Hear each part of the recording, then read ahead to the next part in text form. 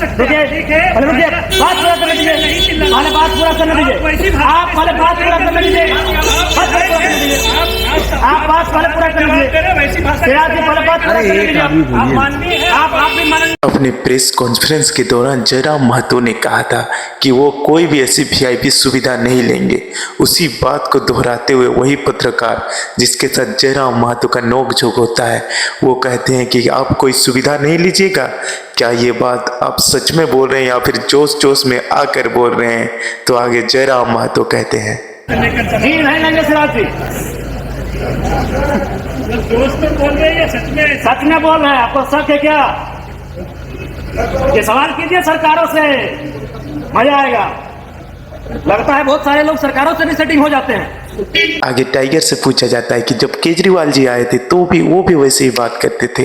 तो जयराम महतो कहते हैं कि केजरीवाल को दिल्ली में रहने दीजिए, क्योंकि दिल्ली और झारखंड में आकाश पाताल का फर्क है। क्योंकि दिल्ली को आंदोलन से नहीं लिया गया है, जबकि झारखंडों को शहीदों की शहादत और आंदोलन से झारखंड राज्य बना है। केजरीवाल को दिल्ली में रहने दीजिए, ये झारखंड की मिट्टी है। केजरीवाल दिल्ली आंदोलन से नहीं लिया गया था, झारखंड आंदोलन से लिया गया था। मैं आंदोलनकारी बेटा का पुत्र हूँ। वहीं जयराम महतो आगे कहते हैं कि किसी भी व्यक्ति का गरीबी के कारण ये माननीय लोग हैं। अगर कोई व्यक्ति लाचार है, गरीब है, तो उसका कारण ये माननीय है। फिर आगे जयराम महतो जो मैया सम्मान योजना के बारे में भी कहते हैं कि गरीबी का कारण माननीय है। अगर आम व्यक्ति लाचार है, आम व्यक्ति के पास पैसे का कारण है, माननीय है। ये महिमा मंडन कर रहे हैं 2,500 रुपए का, जैसे उन्होंने 2.5 लाख की नौकरी दे दी है। 3 दिन से सदन में जब भी मौका मिला मुंह खोलने का, मैया सम्मान योजना 2,500 रुपए पर इतना महिमा मंडन कर रहे हैं जैसे उन्होंने अपने अमृत पर वरदान दे दिया हो। तो वही हमने कहा, अगर ये सच में सम्मान है तो एक काम कीजिए। आगे जयराम महतो की बात करें तो जयराम महतो कहते हैं कि जितने भी माननीय यानी जो भी विधायक हैं उन्हें बस की सुविधा दी जाए, वे प्लेटफॉर्म से ट्रेन से आए और उनका टीए भत्ता भी बंद किया जाए। साथ ही वे कहते हैं उनके जितने भी बच्चे पढ़ते हैं वो सभी सरकारी स्कूल में पढ़े, उनको बस की सुविधा दी जाए। जितने भी माननीय हैं अपने घर से ट्रेन की सुविधा से सदन आए। जितने भी माननीय हैं वो अपना टीए भत्ता का त्याग करे। जितने भी माननीय हैं यह जांच हो कि उनके बच्चे सरकारी स्कूलों में पढ़ते हैं या गैर सरकारी स्कूलों में पढ़ते हैं, निजी स्कूलों में पढ़ते हैं, इस विषय का भी जांच हो।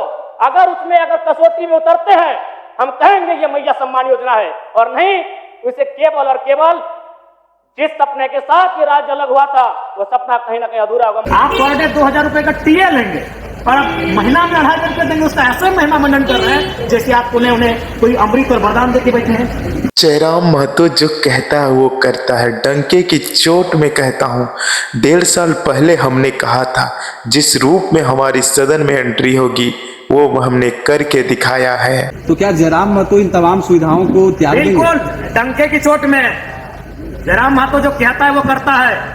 हमने 1.5 साल पहले कहा था सदन में हमारी उपस्थिति होगी, जिस रूप में होगी हमने करके दिखाया है। अगर सरकार सच्ची है तो करा ले जांच, सांच को आंच क्या। जयराम महतो फिर से एक बार सदन में सीजीएल के मामले को लेकर भावुक दिखे। उन्होंने कहा कि बच्चों के सपने टूट रहे हैं और बच्चों के सपने के बीच में पहाड़ है, तूफान है, चट्टान है, बच्चे सबसे टकराने के लिए तैयार हैं। सीजीएल का मामला अभी भी गर्म है। यदि सरकार को लग रहा है वो सच्चे हैं तो सांच को आंच क्या, करा लीजिए जांच।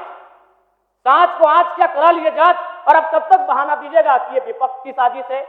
विपक्ष के सारे पे छात्र सड़कों पे नहीं है, सपने टूट रहे हैं, सपने नेशनल नाबूद हो रहे हैं, इसीलिए छात्र सड़कों पर है। और याद रखिएगा, उनके सपनों के बीच कोई आएगा, पहाड़ आए, दरिया आए या चट्टान आए, छात्र टकराएंगे महोदय। मैं फिर कहूंगा, यदि आप सच हैं तो सच को आंच क्या, कराइए जांच, सीजीएल की जांच हो। इस विषय को लेकर हटिया विधायक नवीन जायसवाल ने भी सदन पर सवाल उठाया और उन्होंने कहा कि क्या जरूरत थी रिजल्ट जारी करने की जब उस सीजीएल का विरोध हो रहा था, छात्र सड़क पर आ रहे हैं तब। आपको क्या हड़बड़ी थी रिजल्ट निकालने का? जब मामला सब जुडिस था आप रद्द कर देते, फिर से एग्जाम ले लेते और यहाँ पर नियोजन नीति बना ले। जितने भी माननीय हैं उसके बच्चे भी सरकारी स्कूल में पढ़े। इस बात को जब जयराम महतो ने सदन में उठाया तो एक पत्रकार ने जयराम महतो से कहा कि इस बात को सुनकर क्या माननीयों को तकलीफ हुई होगी। आपने कहा कि जांच होनी चाहिए। बिल्कुल, क्या तकलीफ भाई, 81 ज्यादा कि 3.25 करोड़ ज्यादा?